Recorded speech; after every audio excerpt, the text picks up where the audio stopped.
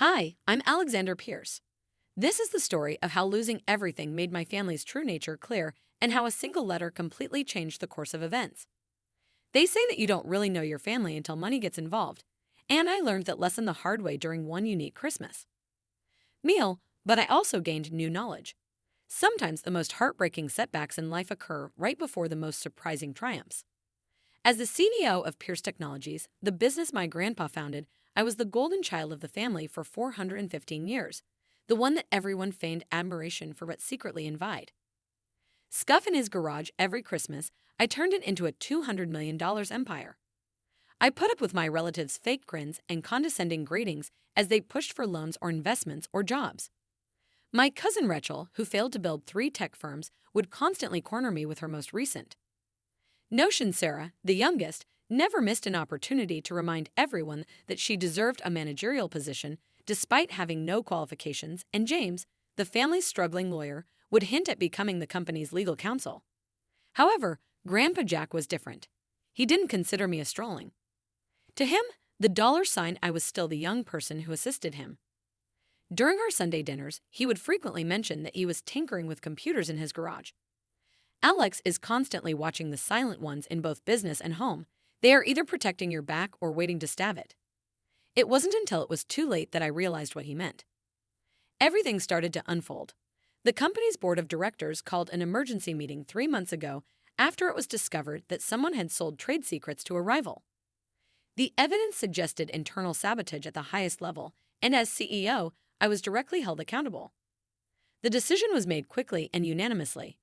The following day, the headlines read, Pierce Technology CEO resigns amid espionage scandal, and my phone exploded with poorly veiled jabs from my family instead of support. I guess you're not so untouchable after all, Rachel texted. I was supposed to stand aside while an inquiry was underway. Meet a lawyer. My fees are reasonable. James included a sly emoji in his writing, followed by Grandpa Jack died suddenly, and as his family relished in my failure, I felt the weight of their scrutiny during his funeral. The whispers were persistent, suggesting that he is no longer even in the will and that he will have the courage to speak. Despite everything that transpired, Grandpa's final remarks remained with me. Sometimes the only way to know who is really on your side is for Alex to lose everything. Observe carefully who is grinning at your misfortune. They are displaying their actual selves, which leads us to tonight. Christmas supper at the mansion with the family. Grandpa's lawyer, Mr. Harrison, called me earlier in the day to inform me that your grandfather had specific instructions. He told me to be at dinner tonight, not to speak, and to wait for me at precisely 8 p.m. The mansion was decked out in holiday decorations, and I was seated at the far end of the table rather than at the head as I usually am. The huge Christmas tree was decked out with ornaments, crystal snowflakes hung from the chandelier, and Rachel had taken over Grandpa's chair, which was now empty. Dinner was going to change things more than anything else, said Alex. Rachel yelled out while whirling her wine glass. How is the search for a job going? McDonald's is reportedly hiring managers. The table burst into poorly disguised laughing, and I stabbed at my turkey without saying anything. James then said, Come on, someone must want to. Employ the well-known Alex Pierce, although I suppose that the corporate espionage scandal would appear unflattering on the CV. More laughing even came from my mother, who had always been my staunchest ally, who added a scathing remark. I suppose this shows that nobody is perfect after all. Even my golden boy can make mistakes. Ever the opportunist, Sarah grabbed her opportunity. She left the suggestion hanging, knowing that the board might be open to any new ideas from a younger person. At 7:55 p.m., I checked my watch. 5 more minutes, what's the matter? Alex Rachel made fun of. Normally, you love to tell us about your amazing business decisions, but you're unable to speak. Mom remarked that perhaps he has finally learned humility, and that was the most painful thing. It's about time, in my opinion. I glanced around the table, observing every smirking face and shining object as I relished my demise. Grandpa's remarks. I was thinking, pay close attention to who celebrates your downfall.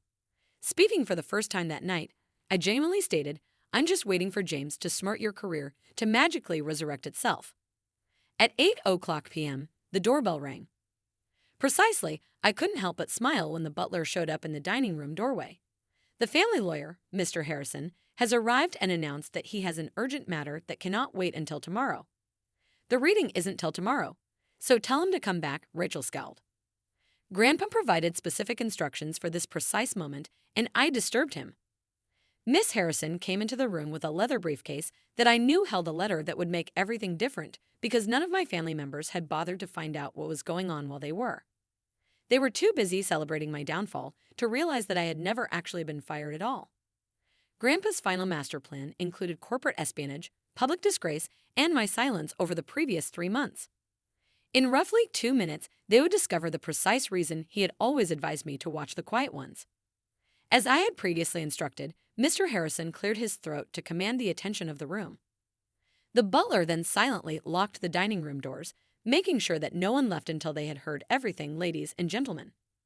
I'm sorry for disturbing your Christmas meal, Mr. Harrison started. However, I have an addition to Jackson Pierce's will that was supposed to be read at precisely 8:00 p.m. tonight. This frequent jam protested 3 months after his death, allowing his legal instincts to take over as family counsel. Mr. Harrison, the former family counsel, clarified that Mr. Pierce's instructions were very explicit and legally binding. He took out a sealed envelope from his briefcase, and the room fell silent as he broke the seal. Before I started, Mr. Harrison stated that Mr. Pierce had taped a video. Message should go with this letter, shall we? He set a tablet on the table, and then Grandpa's face appeared on the screen. He appeared worn out, but his eyes had that recognizable gleam of mischief. If you're watching, it's Christmas dinner, 3 months after my passing, and my family is most likely. Applauding Alex's failure, as you can see, I am well acquainted with my family, and I understand how the laughter at the table started to wane years ago. I've observed you, Circle. While you were planning, none of you seemed to realize that Alex was like vultures, jealous of his success, waiting for him to fail. Against him, I was carrying out my last experiment to determine who should be in charge of our family's legacy. The moment Rachel reached for her lips, her wine glass froze.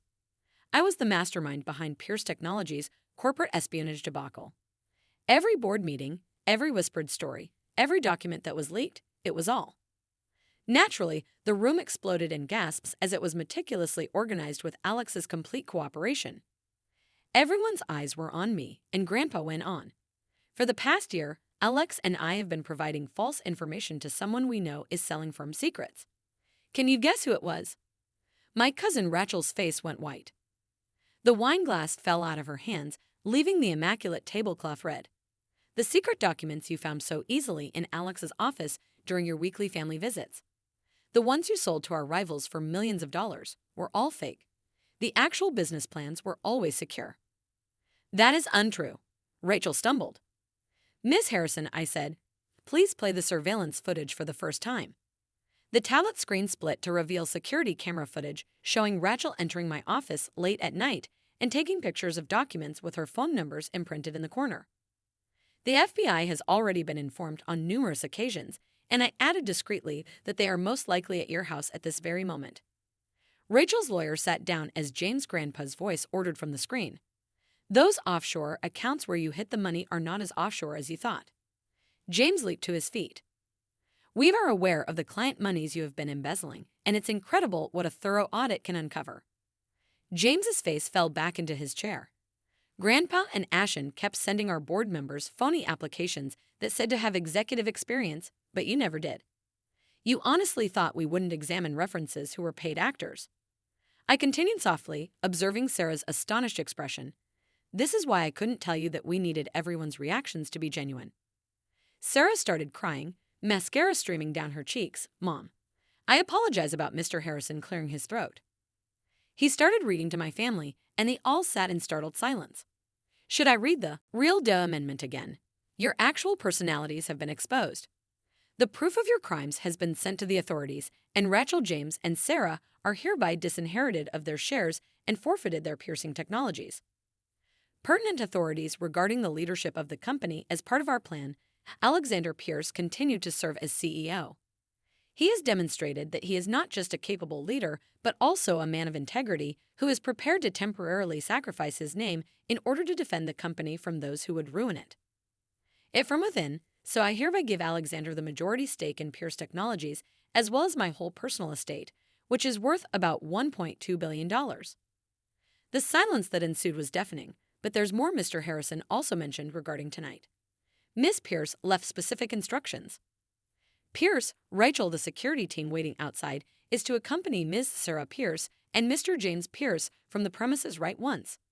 They are not allowed to return to any Pierce property. It is absurd that 3 security personnel entered the dining room on cue. When they got close to you, Rachel screamed. This cannot be done to us. We are family. When my grandfather taught me that last lesson as they were being led out, I got up slowly. My mother extended her hand. Family doesn't try to ruin each other. I'm really sorry, Alex. I should have. I slowly withdrew. Sure, you ought to have. After everyone had left, I sat by myself in the dining room, staring at Grandpa's empty chair. Mr. Harrison put a hand on my shoulder and said, Your grandfather would be proud of you. You played your part perfectly. I nodded, recalling all the nights I had spent setting up this trap. We'll talk about it someday, but not today. I acknowledged that it wasn't easy to endure the public humiliation of seeing my family members show who they really were. But he responded that the best lessons never are. The following morning, the business papers featured a new headline. The CEO of Pierce Technology plans a cunning sting operation that protects the business against industrial espionage. Business leaders congratulated me on my strategic acumen, and my phone rang with texts once more.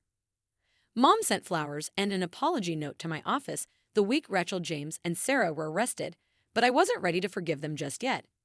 For my part, I hung Grandpa's photo. When I returned to work in my office, the business was stronger than before. Now that the rod had been removed, I occasionally find myself staring at that photo and recalling his advice to watch the quiet ones. He was correct. Sometimes the quiet ones are planning your demise, but other times, like Grandpa and I. There. Putting justice in order nowadays, I just smile and tell them the truth when they inquire about that Christmas dinner. Sometimes losing everything is the finest way to discover your true self and the true selves of others. As for family, I discovered that true family is about loyalty rather than blood. I learned ethics and trust from my grandfather, especially up until his last. A wonderful lesson